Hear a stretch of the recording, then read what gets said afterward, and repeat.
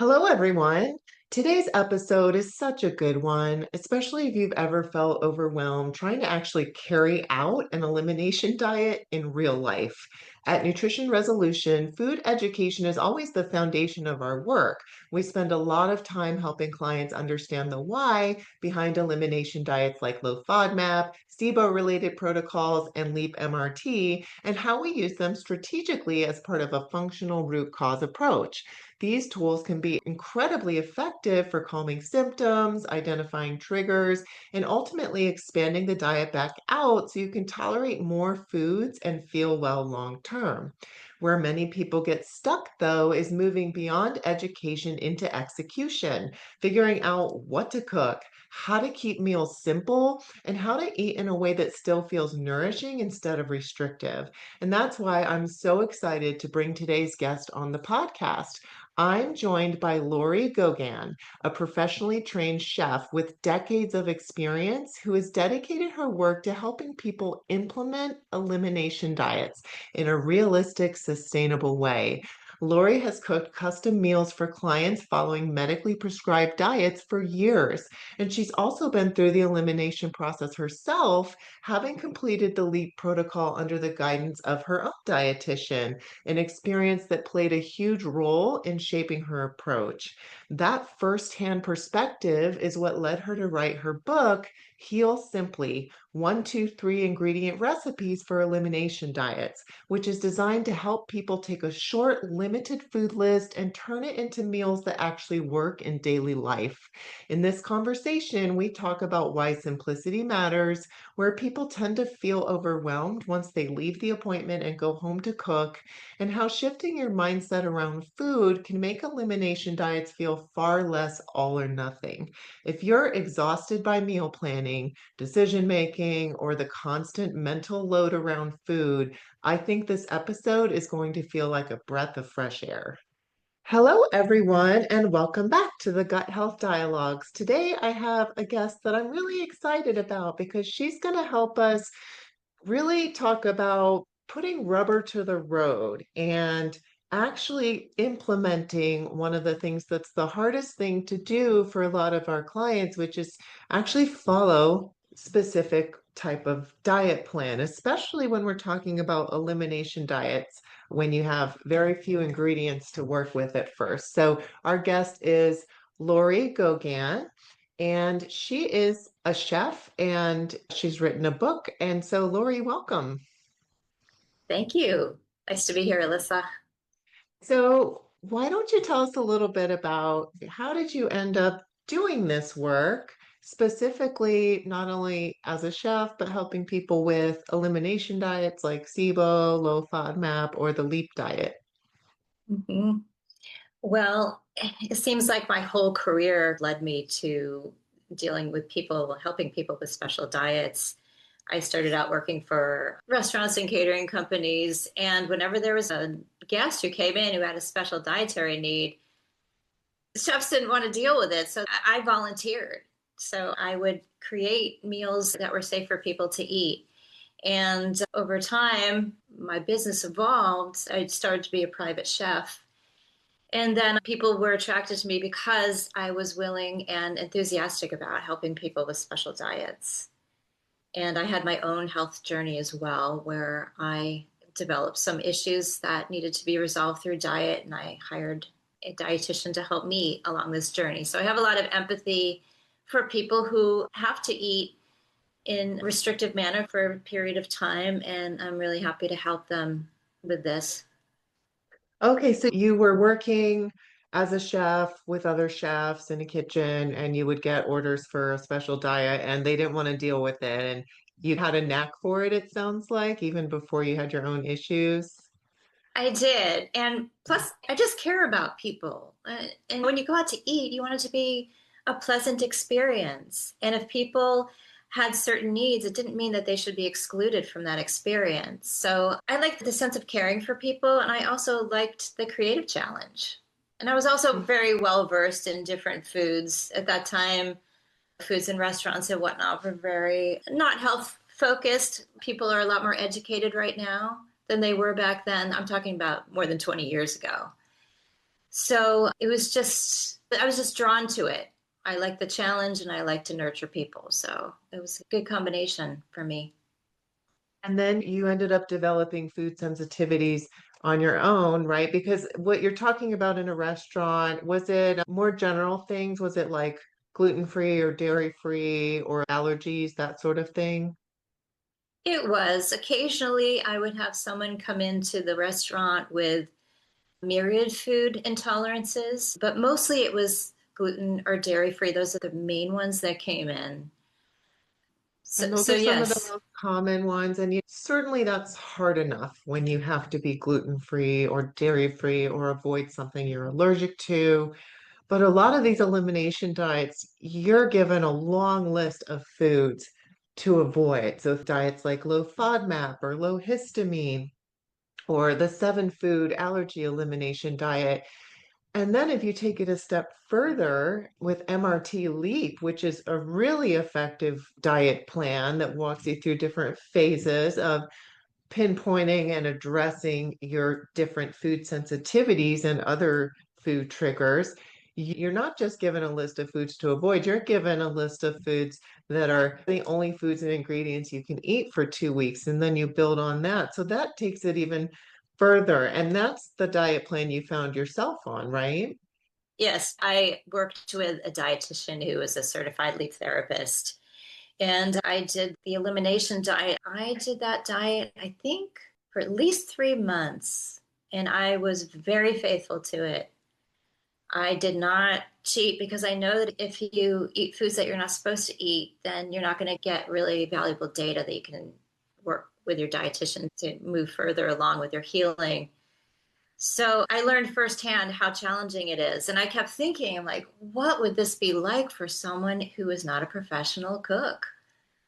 So I was working as a private chef at the time, and people were referred to me who had special dietary needs.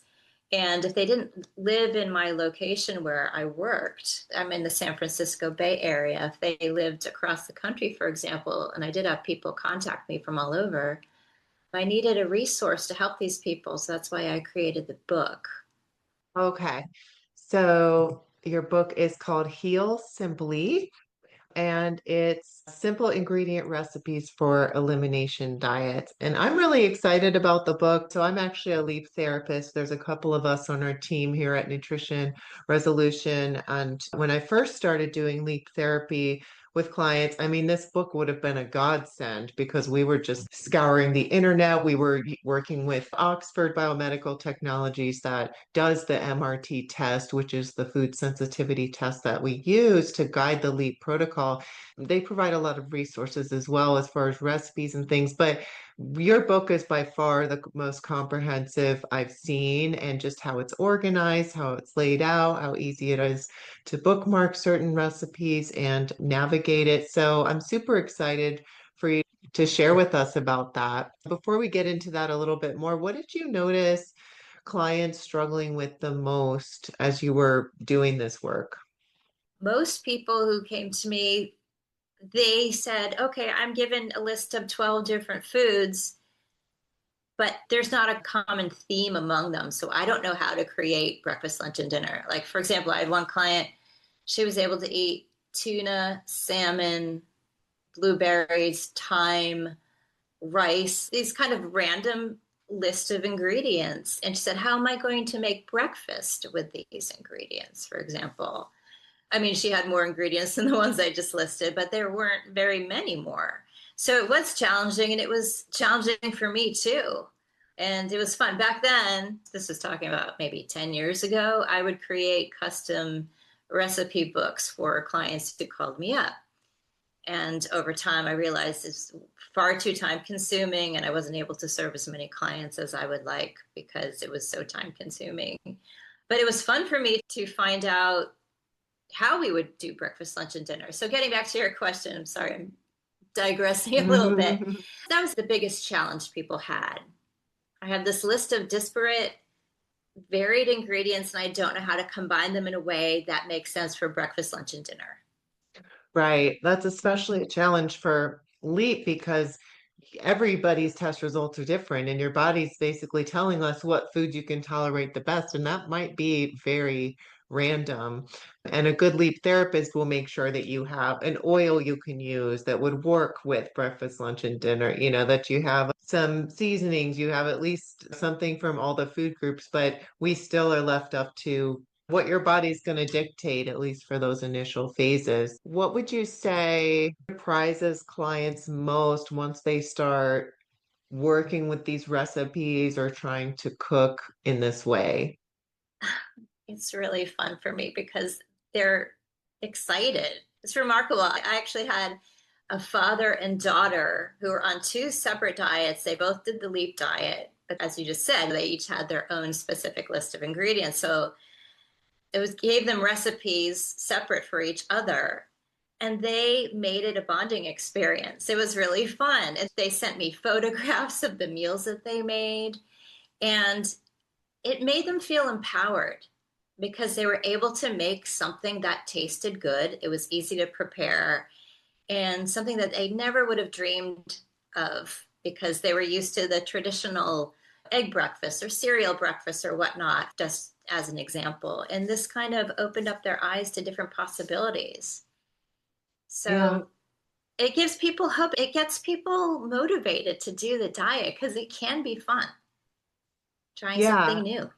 Think of it as a food adventure, right? And like a Exactly. new world opening up to you, especially if you haven't cooked much before. I love to think about as I'm thinking through this, all the different applications of recipes like this that are simple because we're talking mostly about leap here, but certainly any other specialized diet where you feel like your diet's really limited because a lot of people react to chemicals and food additives. And if you read any ingredient list on the grocery store shelf, even if you think you're buying something simple like almond milk beverage, you can end up with half a dozen ingredients easy. And that's surprising to a lot of people because they'll get maybe their leap test results. They'll say, oh, I can have almonds. And they think they can have all these different almond products only to realize, wow, there's all this stuff in there that I'm not able to have, at least not in this phase. And that's where making your own food, at least in the beginning, is critical to following the plan. So, thinking as far as any plan, well, I'm just thinking in terms of this will help people who are even sensitive but don't know what they're sensitive to, just to narrow down what they're putting into their body and feel better. Even if someone's listening and they haven't taken a test, if you're listening and you feel like you react to foods, I feel like this book could help you. Yeah. And that's exactly who I designed the book for. And the title says it all: one, two, three ingredient recipes for elimination diets. So I specifically designed the book to be small, so it's not overwhelming. And when you look at the recipe lists, which you can do when you go to the index in the book, it lists all the ingredients that you need to have in your kind of allowed food list in order to make that recipe. So let's say I have a recipe that I really love called French-ish onion soup. For the basic recipe, all you need to be able to eat on your allowed food list is onions. Because like you said, there's always a cooking oil. So that's just a giveaway. A freebie, I call it. Sea salt, that's also a freebie. And as you progress through the diet, you can add different ingredients and you can make it into something that has rosemary in it, or maybe even you can add beef to it or mushrooms, other vegetables. The recipes evolve as your diet evolves, which is really fun as well. And so it is a food adventure. It's meant to start with the bare bones. This book is specifically valuable for the first week or two when a person is on an elimination diet, because that's when the diet is the most restrictive. And you might not have as many ideas for what to eat for breakfast, lunch, and dinner. But the recipes evolve because each recipe has a list of optional add in ingredients. So you can change the recipe over the course of time. And to your point earlier, the recipes are really easy to prepare. A beginner can prepare everything in this book. It's meant to be for everyone. Yeah, I was thinking about that application too, that someone who just doesn't know how to cook. This Yeah. seems like it would be a great place to start because the recipes have to be pretty simple and the cooking techniques, because you are working with simple ingredient lists, right? Yes. And also, to your point before, when you're talking about the almond milk, that is, I'm sure you definitely have this situation with your clients. All the dietitians that I've talked to have this situation that you just described as okay, almond milk. So many of the varieties that we find in the grocery store have all these added gums, stabilizers, other ingredients, flavor enhancers. So I have a list at the end of the book, at the appendix. It's called the Chef Recommended Ingredients List. I think there's over 150 foods listed there. These are packaged foods. So it has a section for almond milk, where the only ingredients in the brands that I list in that list are almonds and sea salt. That's it, and water. So when you go shopping, you can look at that list, which is organized by food. So that would be under almonds. And then the subcategory is almond milk. So it's very easy. It's set up in a spreadsheet format. So it's very easy to look up your foods that way. So that's helpful for people as well. And that is such a helpful adjunct because that is one of the biggest frustrations people run into. I mean, even just an ingredient like almond milk can make the diet so much more enjoyable. Mm-hmm. Because that means maybe you can have a simple cereal. If you can find like a puffed rice cereal, then you can put milk on it, like a cold cereal, and then a hot cereal. It means you have maybe even a dessert. So you could just add cocoa powder and a sweetener and make a chocolate milk. To have some packaged foods that work, it opens up and it makes it more convenient. So you're just not cooking every single thing from scratch. So that's a super exciting adjunct. And for dietitians that do this work, we spend so much time out of session trying to find these products for our clients. So it's just so helpful that you've put all this together. Anyone who's listening, if you're a dietitian who works especially with elimination diets, I highly recommend this, having looked through it. And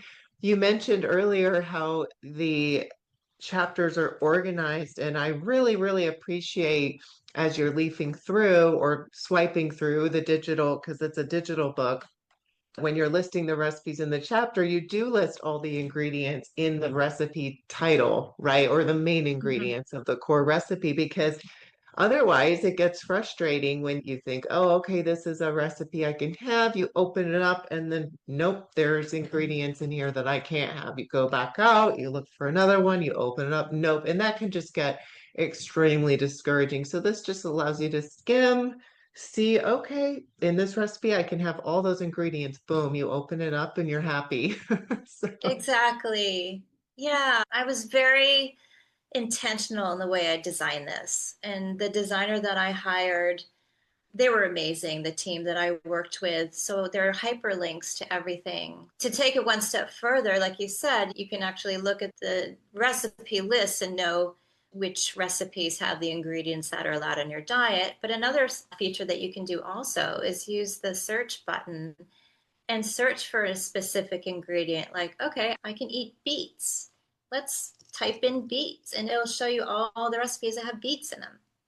So that's another way that you can also do this. And this is one of the main reasons why I chose to make this a digital book, because it's so user friendly. You can just click on an ingredient and immediately be transported to be referred to the pages where that ingredient is found.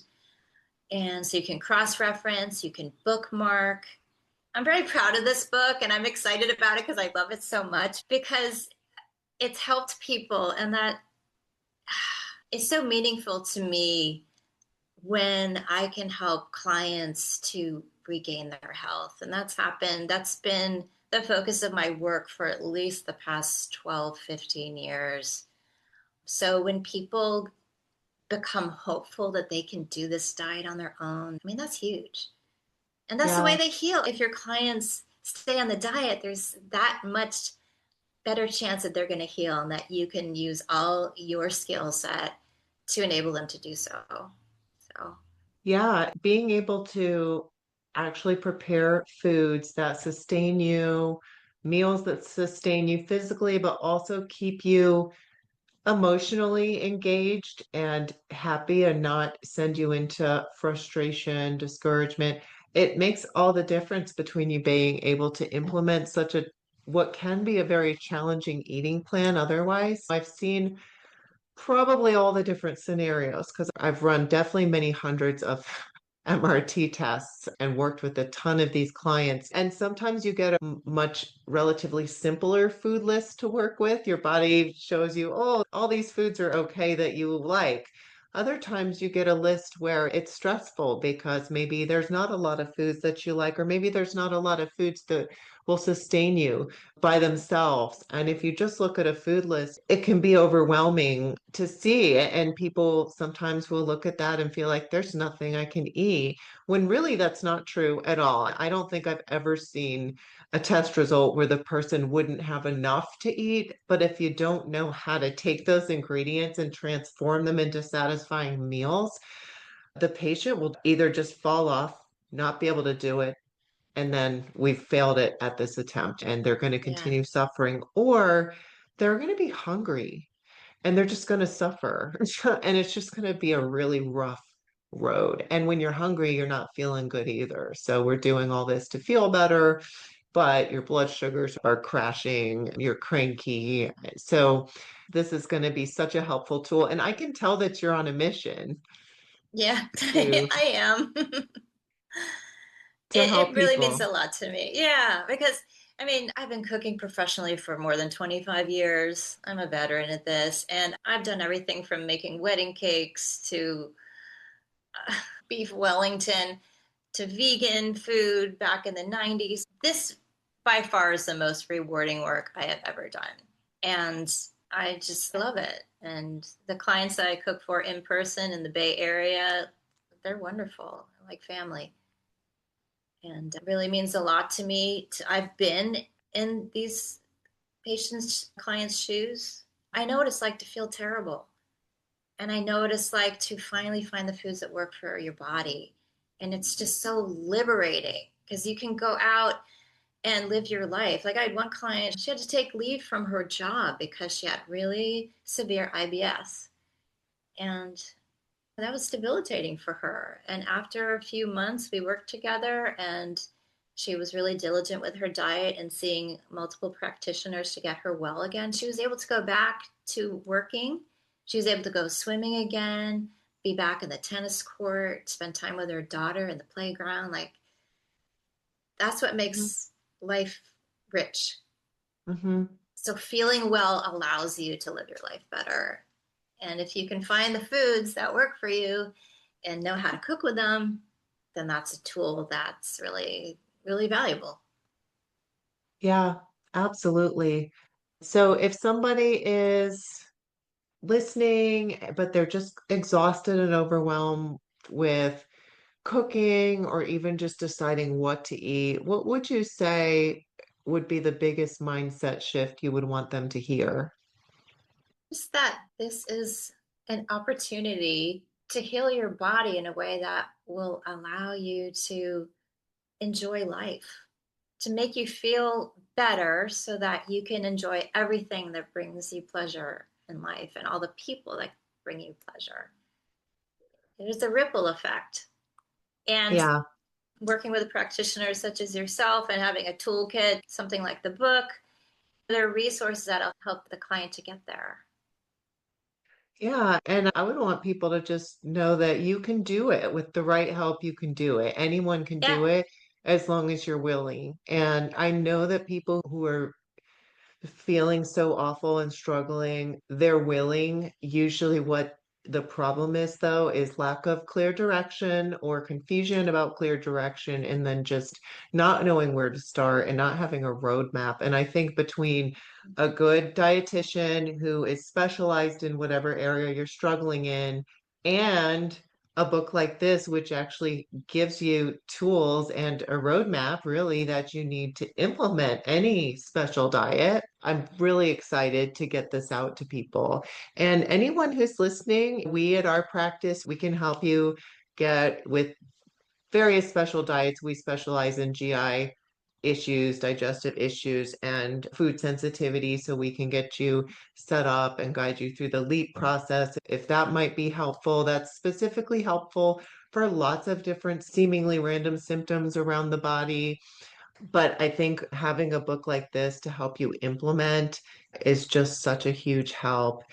Is there anything else you'd like to share with our audience about the book or about your work or a last bit of encouragement? Yes. The first part of the book, it speaks to everything that you just spoke about. So it's very short, it's maybe like 10 pages. And it just shows you, like, okay, here's step one. Make sure you understand the diet.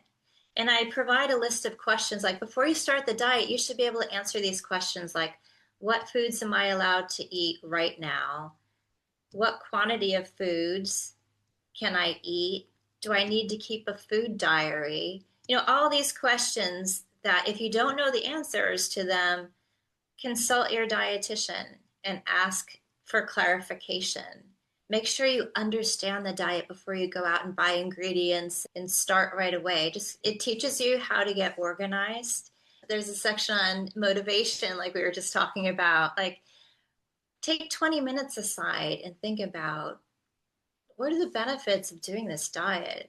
So the things like I talked about a few minutes ago, like being able to go on the playground with your children, being able to socialize again in that book club that you haven't been able to go to in person at the library because you've been ill. There's myriad things that can happen in your life. So there is that section of the book that sets you up for success from the beginning before you even go grocery shopping or choose a recipe. And again, I just want to emphasize this is a very manageable book. It's small because it's designed to not be overwhelming. This is something that will hopefully inspire you and get you on the road to success and not overwhelm you with too many choices. Or it's very streamlined. And I did consult with several dietitians in writing this book. Before I even wrote the book, I asked, do you think this would be a resource of value to you and your clients? And they said, absolutely. So I had consultation on every step of the way. And I thank those people in my acknowledgement section if you're interested in seeing who I collaborated with. So yeah, That's it's wonderful. I've heard from many, many patients because as a dietitian, we're sitting in the session.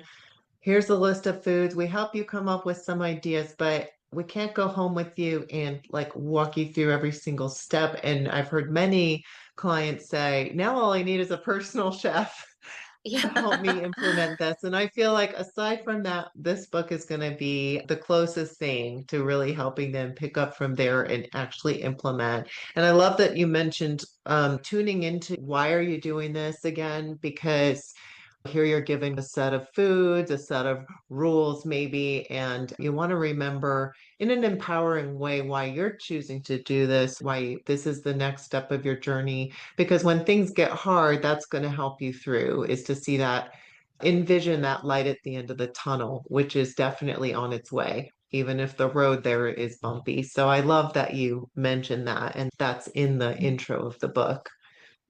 Mhm.